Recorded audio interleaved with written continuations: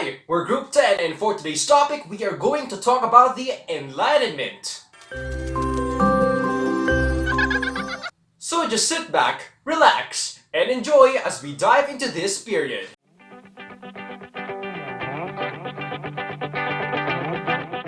The Age of Reason, or simply the Enlightenment, is a period where people question traditional authority and embrace the notion that humanity could be improved through a rational change.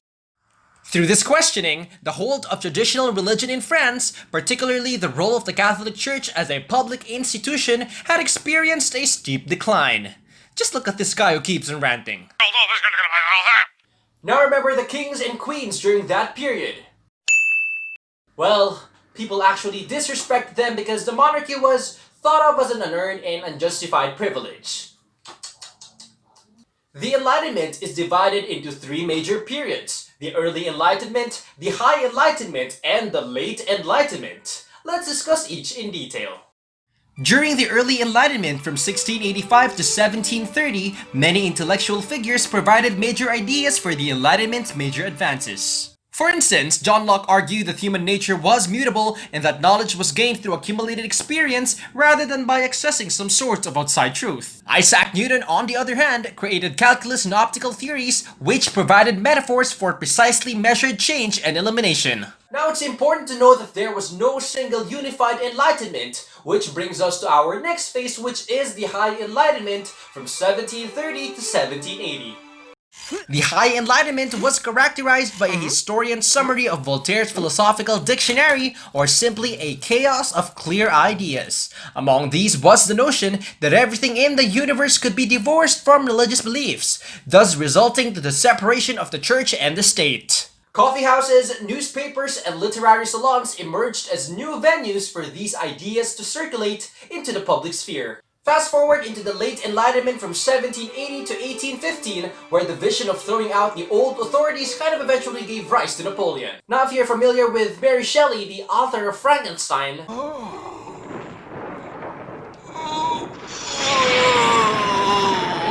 well, we're not going to talk about her, but her mother Mary Wollstonecraft, an early feminist who was attracted to the egalitarianism of the Late Enlightenment. Now in terms of economics, free trade was highly practiced during this period. People also moved from rural areas to more modern cities, thus encouraging the shift towards the consumption of non-agricultural products. We are going to start with the top scientific discovery during that time.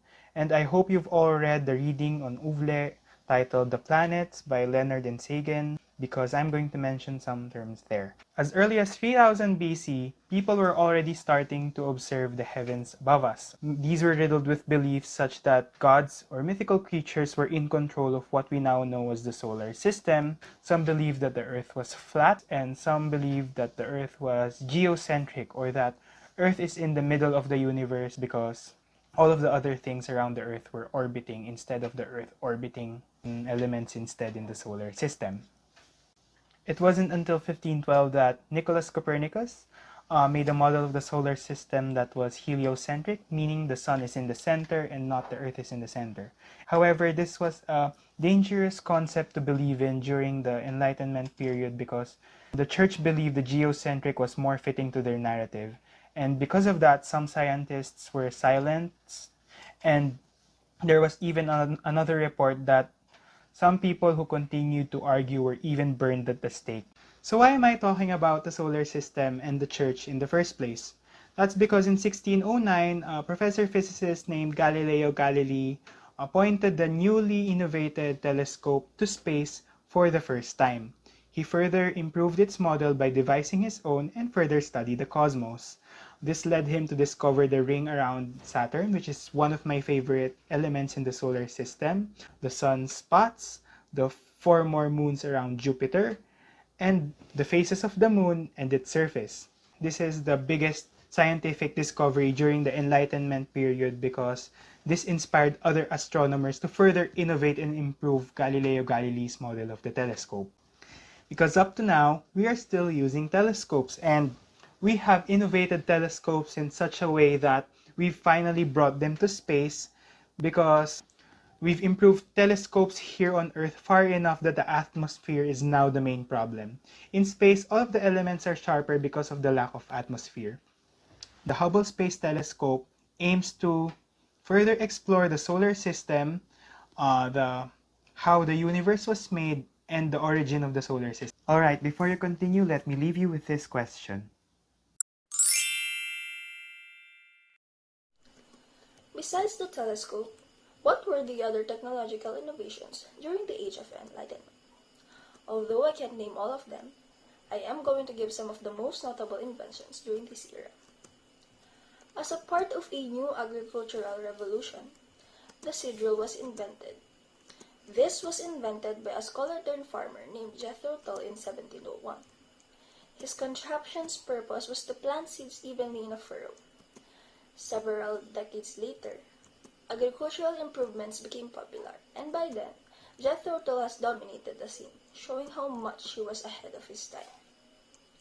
This era was also the time when Daniel Gabriel Fahrenheit invented not one, not two, but three different types of thermometer.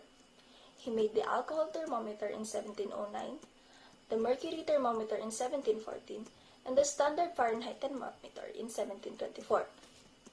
Today, the more commonly used thermometer uses the Fahrenheit scale. Around 1780, in another corner of the world, a man suffered from bad vision.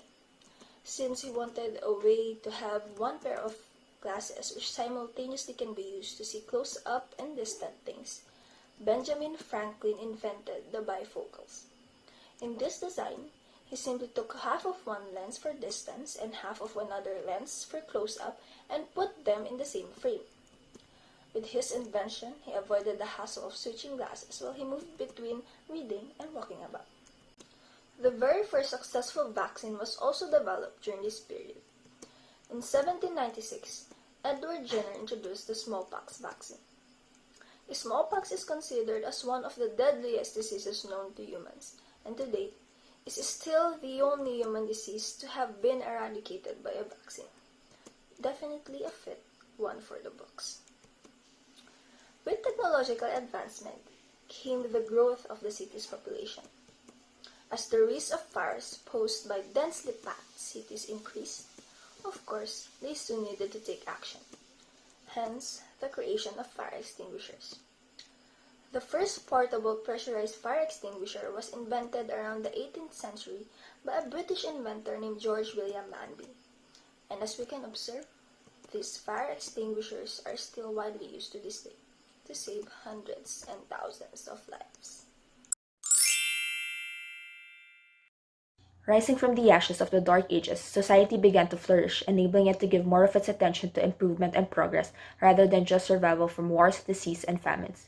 The Renaissance humanism's rediscovery of antiquity, the Protestant Reformation's emancipation from the rigid authority of the Catholic Church, and the scientific revolution's rich scientific discoveries seamlessly blended together to create a society in which the Enlightenment's way of thought could be cultivated. Society's newfound openness and receptiveness led to the development and foregrounded establishment of the sciences as a particular and separate discipline. Various inventions became both fruits and seeds of scientific and technological advancements, and Newton's epochal publication of Principia in Optics put the scientific method and his experimental and mathematical approaches on a pedestal. Rationalist and empiricist views dominated this period in history. Society's perspective of God and religion changed as well. This resulted in the escalation of religion's subversion to science, making the ideas of separation of church and state and religious toleration blossom. Newton's groundbreaking discoveries in mechanics and gravity remodeled the universe into an intelligible one, where quantitative measurements can be used to describe and understand it. This undermined old scientific systems, leading to the creation of the first scientific journal and the institution of scientific societies and academies. This established a new system where experimentation, observation, and data reproducibility were highly valued. From Bacon's knowledge is power and the intent of the improvement of man's state sprang the belief that the ideals of freedom, happiness, and progress could be attained through society's advancements in knowledge. This made society look at the sciences through rose-tinted glasses, causing more money to flow into research and academia. The scientific method was one of the Enlightenment's core principles, and as rationalism and empiricism took over, the endeavor to debunk superstition and myths expanded. Alchemy became chemistry while astrology became astronomy. Things could only be regarded as fact if they were supported by science, and so religion's views of the world were completely undermined. This showcased the Enlightenment's motto, "Dare to know, have the courage to use your own understanding," as coined by Kant. The scientific method was highly regarded by the great thinkers of the Enlightenment, so it encompassed fields beyond the sciences. It was used in the study of fields like education, philosophy, politics, and economics. And so it was used to pursue other ideals such as natural rights, individualism, liberty, reform, and democracy. It was these ideals that then led to the French and American revolutions. The Age of Enlightenment might have happened more than 3 centuries ago, but it was the ideals promoted during this period that led to the modernization we experience today. It is the starting point of the world's transition to modernity, the foundation of today's political and social way of thought, and the inspiration for society's fight for equality for all.